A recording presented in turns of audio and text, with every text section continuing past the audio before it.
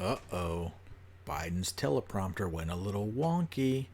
I think he said some things that he shouldn't have.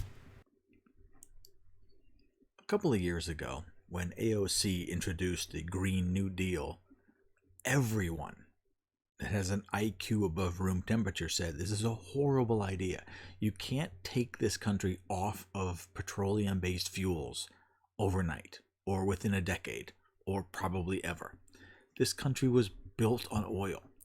Everything runs on oil or diesel or jet fuel or kerosene, or all the oil is used to make fertilizer, all the oil is used to make all plastics, all the etc etc. You can't just snap your fingers and, oh, we don't need oil anymore. Okay, this is now becoming unbelievably apparent. Now, Biden is in Japan and he had a fascinating speech. Now, usually he mumbles and he's a mushmouth idiot, but he did let a few things out slip, and people are going, oh, let's pay attention to this. So this is an article from Summit News. It says Biden admits skyrocketing energy prices are part of the green transition. Okay, this is not surprising to me at all. It's probably not surprising to you, but there's a lot of people out there shaking their heads going, wait, this is part of the plan? So we're going through an incredible transition. Well, it doesn't feel incredible. It feels painful and unnecessary, but okay, let's let him speak it out.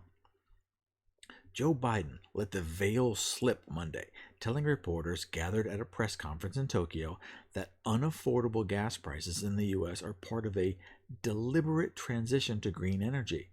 So suddenly Vladimir Putin isn't to blame anymore? As a reporter asked if a U.S. recession is unavoidable. So the gas prices obviously started going up way before Putin did anything. You've seen the gas prices. They almost went up right after Biden took his oath of office. He cut all the pipelines. He cut all the drilling on federal lands. He literally cut off the gas supply, so now we have to buy from other places.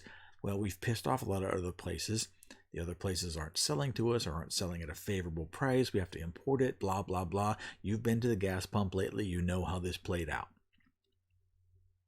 Struggling to speak coherently. Oh, that's funny. Biden says when it comes to the gas prices, we're going through an incredible transition that is taking place, that God willing, when it's over, will be stronger. Whoa!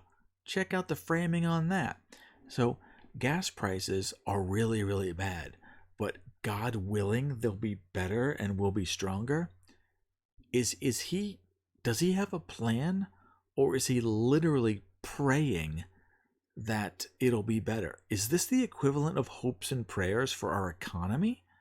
Now, I know the Democrats are like, well, screw your hopes and prayers. Hopes and prayers don't do anything. And yet that's the backbone of his policy for energy. Hopes and prayers. Oh, this is brilliant.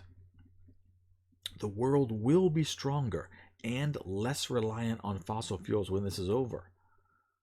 Well, yeah, a lot of people are going to be dead. Biden also claimed he attempted to combat soaring prices by releasing 180 million barrels of oil from emergency stockpiles in late March, but admitted it hadn't had any effect. We need to increase oil production in this country. We have plenty. We need to start doing fracking. We need to start opening up those pipelines from Canada. We need to do all these things. But if that doesn't work, we can always hope and pray, according to Biden. So now he released 180 million barrels out of our strategic reserves, emergency stockpiles, same thing. No effect. Well, that's not entirely true.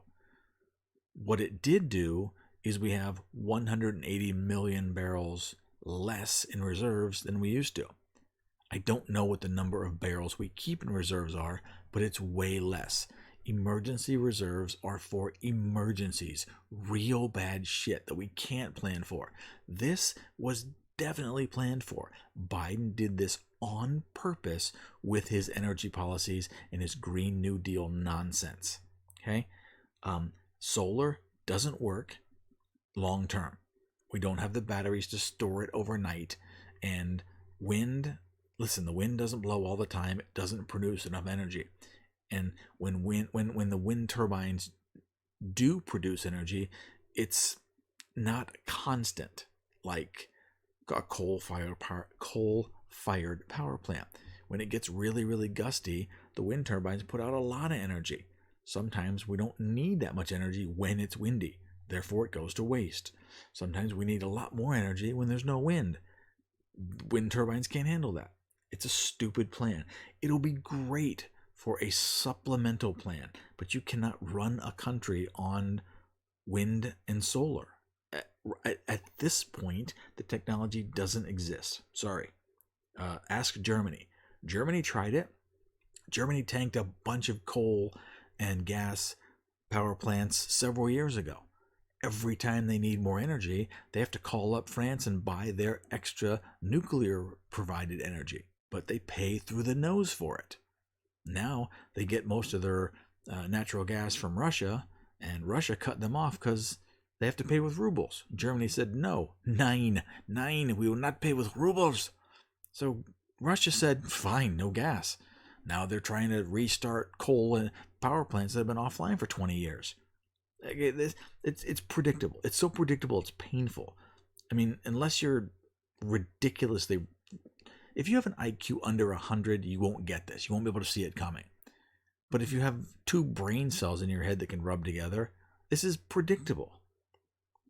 The average price of a gallon of gas hit $4.59 nationwide, up from $4.11 in April.